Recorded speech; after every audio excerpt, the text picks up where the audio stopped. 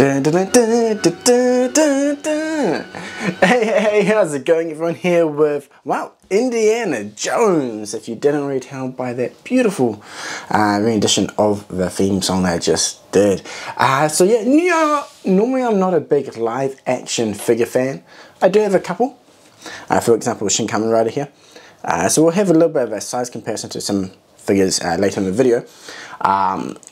But yeah, when it comes to live action, I know Indiana Jones is something you just grew up with, right? If you're especially born in the 80s, 90s. So when this got announced, I just had to get it. Especially for the fact it comes with some cool accessories, which I think might work well for some nice mashups. You know, Indiana Jones whipping Anya, she's running away for Idol, or you know, him hunting for a Dragon Ball, something along those lines, which I thought would be really fun. But anyway, let's focus on the release itself so far, and man, this box is beautiful. The artwork, the stylings on it, we have gold SH Figuarts written on it. Everything like that is really nice. You may not be able to get a good look at it at the moment, but even the back packaging, the back card is beautiful in this figure as well. It's like a map. I posted a picture on Instagram earlier, so you might have already seen it. But on the back here as well, pictures showcasing him without the jacket on, which is cool, and the accessories. Not too many accessories, but I feel like the ones he does come with are really key, important ones, which work really well. So yeah, let's pop him out of this box and check out the accessories that he does come with. So we have Indiana Jones himself in the center with that trademark leather jacket with the whip around his waist along with the holster. He does come with a hat on attached already with, a pretty neutral looking face. We then get a nice smiley one without the hat, and then we get a bit more of that kind of cocky, a bit of a smirk faceplate, which will pair with the hat, I believe. We also get 3 additional pairs of hands, so we've got ones for, I think, holding the gun accessory, ones for holding it onto the idol, and the normal kind of loose gripping hands, or ones for the whip, which is cool. He also does come with the additional arms, so when we pop the jacket off, so we can get the base shirt look as well.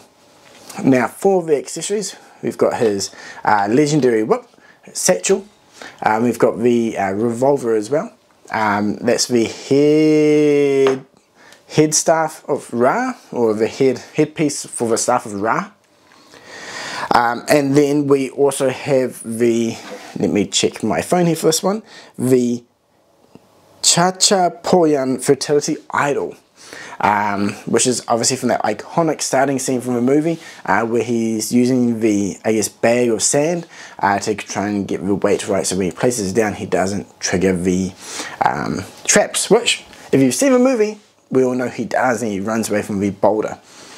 So yeah, he also has a little bit tiny part that will go into his belt when you pop this off and switch to the unraveled whip as well. So yeah, overall, a nice selection of items, and the idol is looking really cool. Looks like it's got some nice detail on it, as well as the head staff of Ra. What's a head? What are they called? Let me double check. Head piece to the staff of Ra. There we go. Head piece to the staff of Ra. And the center here, which looks really finely detailed as well. But yeah, let's pop him out of the packaging and we can take a close look at the overall detailing for Indy himself. So as Indy swings around here, we can check out the fine detailing, or the sculpting for the jacket. The leather jacket looks amazing on this figure actually. In this case, the kind of sheen or shine that we often get on the Figuarts figures works really well for this. It kind of lends into the leather jacket look. And then his pants as well, which have all the nice folds and creases in there, has that kind of subtly, not really beige, but beigey brown colour with a full-on brown leather shoes. The whip and belt have a nice dark brown to them, and with a lighter colouring for the inner belt for his pants, along with the gold buckle. Same for the holster for the pistol as well, a nice light brown colour. Looks like it's a subtly different shade to his shoes as well. Now the skin tone is definitely looking a lot more tan. For someone in the area, he's outdoors, always on those archaeological hunts. Anyway, he's out there digging in the mountains and in the deep forests of the Peruvian jungles and so forth. So yeah, really nice look there. He also has the stubble look coming through on the faceplate, which is really cool. And then again, all the nice folds and covering for the hat is great. And Following the trend for the jacket, all the detailing, ruffles, creases and folds on his inner shirt are looking amazing too. So far, I've really got to say, this figure really really lives up to the art in SH Figuarts, which is something that lacks in a lot of figures these days, but I feel like this one so far is definitely naming it. Yeah, one thing to point out, the back joint for the leg does stick out a little bit. It does seem like maybe the articulation will be a bit more limited in this figure, but we can jump in and check that out now and find out for ourselves. So starting with the head, going forward is actually surprisingly really good. Nice range of motion there, and same for going back. You can definitely look up, not quite as far as what you can going forward though, but the swivel left and right is really nice, and we can get some really nice tilt action going on with the head. So overall the range of motion in the head is nice, and it feels really fluid to move as well. Speaking of fluid as well, the jacket feels really nice and soft. It is definitely a nice soft rubber, which is great, which means it does move with the shoulder joint when you move it, as we can see here. Now the shoulder joint itself as well is nice and fluid. It does move around, a little bit more limited compared to some figures, but it does have that actually quite a small butterfly joint, so it will come around and forward a little bit. Oh, actually, it can pop out even further. I take that back, it actually has a really good range of motion in that upper shoulder arm area. I guess it is because these will pop out. I think to take them off, we actually fold them all the way out like this, then we pop it out. But we will change the arms a little bit later in this video. For now, let's move this back, and we can check out the elbow joint. Definitely a little bit more limited compared to more recent figures. That's right, and yeah. So once you do fold up, it will cause both parts of the arm to fully lock into place. So we won't be able to get any further than that. A little bit more range could have been nice, but the joint itself does blend in beautifully. Now the wrist peg here is pretty standard, though it is a oval shape with a tiny peg, so do be careful there. So depending on the angle, you may get a little bit more of a restricted range of motion. So now coming into the center torso area here, and going forward, it's really nice. So a lot of this motion is coming from the lower joint, but even just the top part, we do get a few millimeter of motion. Going back as well, we do get a nice arc, and it helps that this is really soft rubber, so it will kind of bend out of the way. If you click the anime line, I'd say this rubber is a lot more similar to Geto than it is to Zoro. So if you have any concerns about tough rubber limiting the range, I don't think you have to worry too much with this release. You can definitely swivel left and right without any issue. Everything does feel really nice and fluid. You can definitely get some nice natural range of motion there. Now coming down to the upper hip leg area, and this is where I was a little bit more concerned. We can move the whip out of the way a little bit, and same with the holster. So this is, I feel like it's a bit more of an older design. Although, you know, I guess the aesthetic look for it looks quite nice. Range of motion definitely a lot more limited. So the upper leg area, very limited in the range of motion for the splits. And we do get the upper swivel on that top peg though. Going forward is really nicer. We can kind of kick straight forward. Going back, it is very limited. Again, so with the usual kind of butt flip there that we see on a lot of recent figures.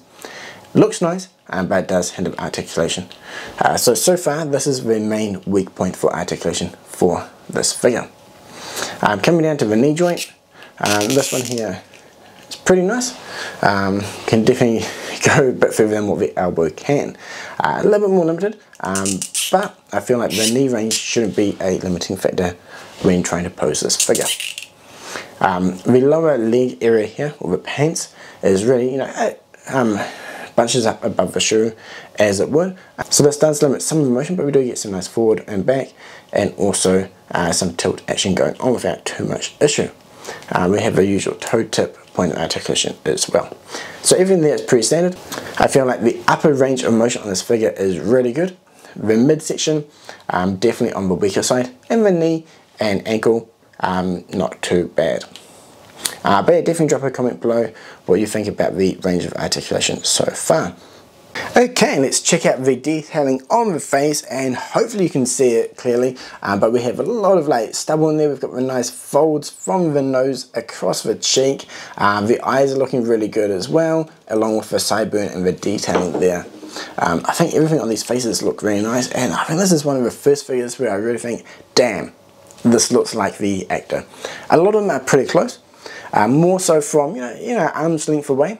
But I feel like this figure, even up close, it really looks like Indiana Jones or Harrison Ford, and they've definitely nailed it. I think that's what makes this figure look really special in hand. So I'm just changing the face to the sequin, and something I find very interesting is that the hair is actually a dark gold colour, with I guess either a brown or darker colour laid for the hair area. So I guess that's what gives it that really nice kind of a bronzy brown hair colouring. So that's definitely something I don't think I've seen before, whereas normally you just get a straight brown colour. But yeah, I think that's why this one definitely picks up the light beautifully for some nice kind of reflections. So we've got the second faceplate on here, and again this one's really nice, just with that mouth subtly coming up and the left hand side of the the corner of the mouth dropping down a little bit. So this one's really cool. Definitely one where he's about to draw the whip and start taking care of business. For the hat as well, just something that I didn't show before, but it just pops off the top like so, and then you can slot the faceplate on and off. So definitely nice and easy to switch the faceplates on this figure. And then finally we have the no hat face. This is the cheeky grin, and again this one's looking really good. I don't know, I feel like I like it with a hat on though, but it's nice to get the options here. And the fact that the hat can actually come off the other heads, you can hold on to it, use it as a nice accessory in other photos, which is really cool. So while Indy obviously looks badass with that leather jacket on, one of the main selling features for this figure is that he can pop off that jacket for a base shirt look. So let's do that now. I have the additional arms off to the side here, and as we can see from this, it's essentially from the shoulder pad which pops out, and we have the replacement shoulder pad here. I think this is very similar to the Sage Naruto release, if you have that figure. So kind of a similar, at least, design concept. I'm not sure how easy or hard this is to pop out. So let's just jump straight in and see how it goes. So I think if we swivel this out and around, we should be able to grab on and hopefully pop it out. Wow, that was super easy. That's really nice. You can probably see inside there, we do have an inner joint socket, and this is quite an interesting design actually. Let's take a closer look before we pop out the other arm. So the shoulder itself is on its own joint in there, and then we have another point of articulation which this will move up and down. And then we have the ball socket, or the ball here, which will pop into the shoulder socket. So that's really cool and surprisingly easy to pop out. So yeah, let's move over and pop out the other arm, and then we can take that jacket off. Okay, so that popped off easily, and wow, super nice and easy. So now that we have those arms off, we can take the shirt-based arms, line it up, and just wow, super easy. I love this. Oh, look at that. It clips in so easy. Again, nice range of motion there. I feel like maybe not quite as far as the jacket arms actually, but overall pretty nice. And the range of articulation is slightly better as well, which is nice to see. But overall the design, ruffles, and everything for this one looks good. Oh man, I wish Figma had have done this for Nanami. If you know Nanami Figma release, you'll know what I mean. If you don't, it's not worth the pain to understand the troubles there. But yeah, this is awesome. Definitely loving the look. So yeah, let's check out some more of the other accessories that he does come with. Come on, check this out. This is, I don't know, this figure is just awesome. These are the base hands that come with the non-jacket look, and it's perfectly designed to hold onto his hat so he can reach out and pass it over to the next generation. Definitely works really well for that kind of bit of a cheeky smile, but yeah, this is really nice and it's definitely looking really good. I want to highlight again, all the folds and all the texture in the shirt is wonderful. I mean, he's not going into an office every day, right? He's outside running around, so his shirt's going to be very crinkled and you know, creased. So it's really nice to see that design coming through in the figure as well. Okay, so I switched over his hands and attached that pistol, or the revolver I guess, and yeah, looking really nice. It does have a nice metallic colour to it. I've also put the whip in the other hand, and the whip itself is actually really nice. It's already moulded into the base shape, but it is a little bit flexible. So if you want, you can kind of like stretch it out and have it attached to another figure, or maybe have it up and over a banister, so he's swinging in like he does in the movie. So the next set of fur accessories and hands are really cool, but first off I do want to hopefully show the detail on that head staff of Ra. It has the full on, I think it's Phoenix or, you know, Ra is on it, with the red center for the jewel, which is really cool. So if you've seen the movie, obviously you know this goes on a rod, the light hits it and it locates where they need to go for the next part of the treasure, which is really cool. Now the good thing about this one here is, depending on the hand, I think it's both left and right you can use, you can kind of slot it into his hand like so. It is a little bit delicate on this hand, so I feel like this item is something that could be lost easily, so do be very careful. Now the next two items, you can use this hand for this as well. We have the sandbag, which is really cool.